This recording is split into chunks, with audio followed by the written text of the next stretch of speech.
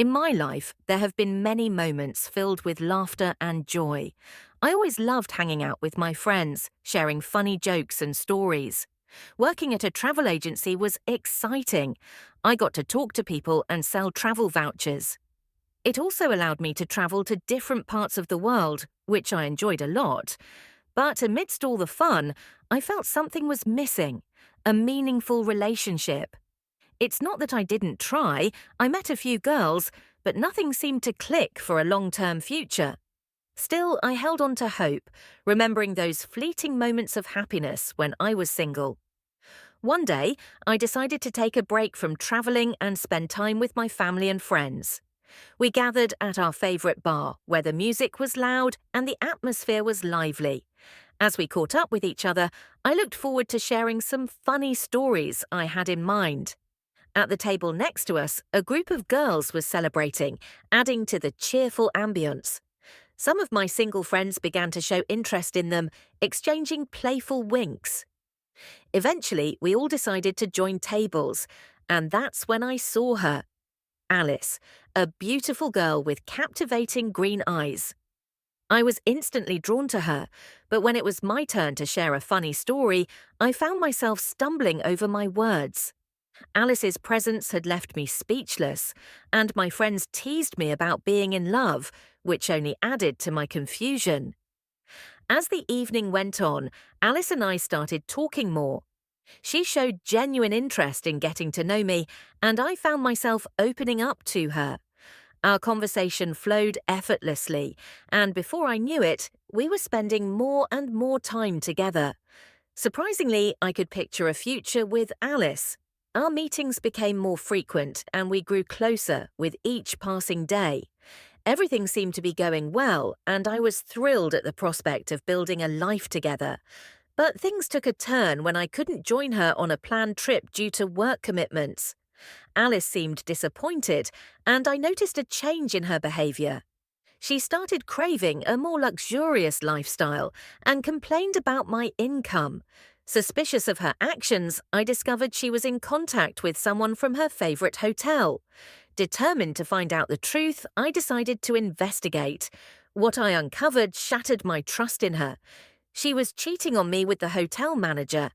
Instead of confronting her right away, I devised a plan for revenge. I gathered evidence of her betrayal and exposed it to her friends and family. Then I tricked her into going on a vacation to a less-than-ideal location, cutting off her access to money. In the end, I found peace in knowing I had stood up for myself. Though the betrayal hurt, I was determined to move forward and focus on my own happiness. A few months later, Alice moved in with me, thanks to my job. We started traveling together, which was initially enjoyable. However, things began to change after a particular incident. We were planning a trip to a new hotel by the sea, but my work schedule suddenly became packed. I couldn't join her on the trip, which upset Alice. Despite her disappointment, she agreed to go alone. I secretly hoped she might postpone the trip and wait for me, but she didn't mention it. I reassured myself, thinking I had suggested the trip in the first place. When Alice returned from her vacation 2 weeks later, I noticed a significant change in her behavior. She started complaining about my income, expressing a desire for a more luxurious lifestyle.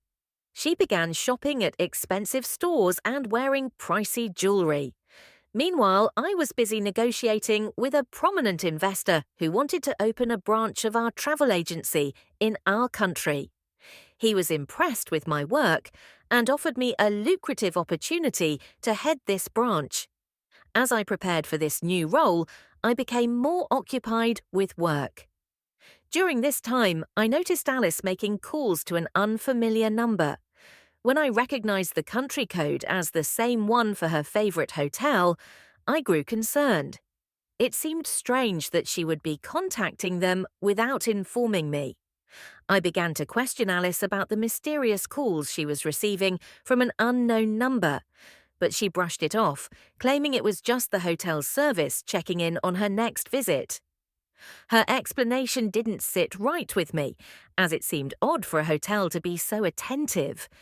To get to the bottom of things, I suggested that we visit the hotel together, but Alice refused, citing a sudden disinterest in going anywhere. This refusal struck me as unusual, given her previous enthusiasm for such trips. Determined to uncover the truth, I devised a plan. I told Alice that I had a lot of work to do, and to keep her occupied, I encouraged her to go on vacation. Despite feeling sad about it, Alice agreed, planning to stay at the same hotel.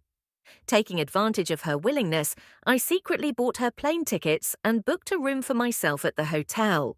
A couple of days after Alice's departure, I flew in and discreetly checked into the hotel. I kept a low profile as I searched for Alice, eventually spotting her in the lobby with a man I recognized as the hotel manager. I had met him before during an inspection of another hotel he worked at.